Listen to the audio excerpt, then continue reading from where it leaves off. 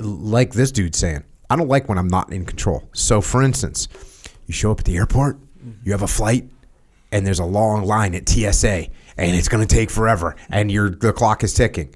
I can't stand that feeling because you have no control over it. TSA, you can't be like, hey, TSA, my flight's leaving sooner. Can you? They don't go, oh, yes, Mr. Willink, please come to the front of the line. They don't say that. Yeah. They're like, hey, you wait in line like everybody else. Yep. So what do? I get there with plenty of time. That's what I do. If I go to the wrong gate or there's long lines at TSA or whatever, doesn't matter. It's literally no factor. No factor. You know, people get road rage. Yes. I would say I would guess that 70% of road rage is because people are late and they're mad because something's happening. And is that too high, you think? I think there's more to road rage than that. Okay. 50%? Because they're late? No, okay. No. Maybe I just wrong. I'm not too familiar with road rage because I've never had it. Yeah, me neither. But I felt like... Anyway, continue, please. Okay, so just to your point where you were just about to admit to, like if I ever feel frustrated, it's because I'm running late. Yeah. It's not because, look, when I'm driving to the gym and I'm going to be at jiu-jitsu class and I want to be there for the start of 10 o'clock open mat, it takes 10 minutes to get here. And I leave my house with 10 minutes and I get behind someone that's slow. Yeah. I feel a little frustration about that person. Yeah. Dude, let's freaking go. Yeah. Right? If I left 20 minutes early, I literally don't care at all. So that's why my assessment was high, because I'm just going off of the way I feel. I get frustrated by something. But that's why I always leave 20 minutes before. I don't leave 10 minutes before. That's wrong. So that's what I do. I'm going to control what I can control. And same thing with life. Add in some fudge factor, right? Is that a civilian term? Fudge factor? Add in a little fudge factor. Take a little extra time. Give yourself a little buffer time. So you're not like getting mad because the bus is running late.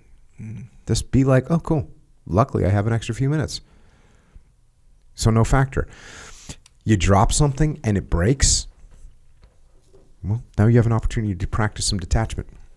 Now you have an opportunity to practice your emotional control, because if that's making you mad, that's a problem. It's not good. Gives you an opportunity to practice some ownership, because guess who broke it? You did. You're the one that dropped it. You know what I mean? Yeah. It's a good opportunity to adapt and overcome, because now you've got a situation that you got to clean up.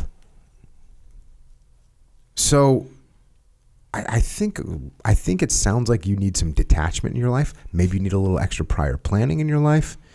Maybe you need to recognize that you can't control what you can't control. The only thing you can control is your response.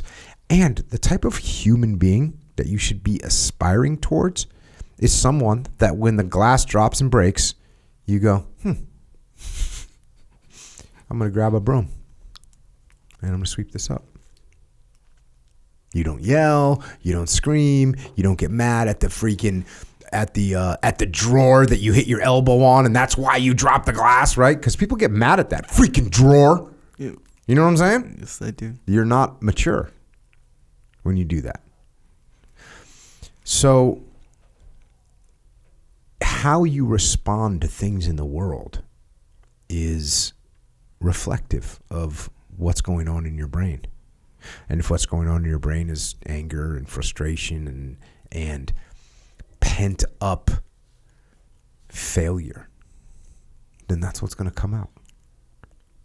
So I would use these little mishaps and these little misfortunes to build good habits. You said you like to build good habits. I'm going to turn this back around on you, my friend. You want to build good habits? Let's use these little mishaps in life, these little misfortunes that occur, to build good habits. Habits of restraint, habits of emotional control, habits of detachment. And these things will make you a better person in the long run. That is my answer. That's a solid answer right there. Check. Perfect answer. Oh, in my opinion. Road rage has a lot to do with a lot of things. I'm not going to go too deep into road rage, but this can be important. But this could be important to think about if you suffer from road rage. You don't. I get it. I don't. And I suffer from printer rage. Yes. I always joke about that. Yes. And maybe you think like, oh, well, he's kind of joking, but it actually is the only thing that does frustrate me. And the other day, my printer wasn't printing, and I was like picking it up like 4 inches and like slamming it. But here's the funny thing. I was like, my wife's like, Don, what's going on? I was like, oh no, it's just the printer doesn't seem to be working. I'm like slamming it like 4 inches. I'm like, oh no, it's just something.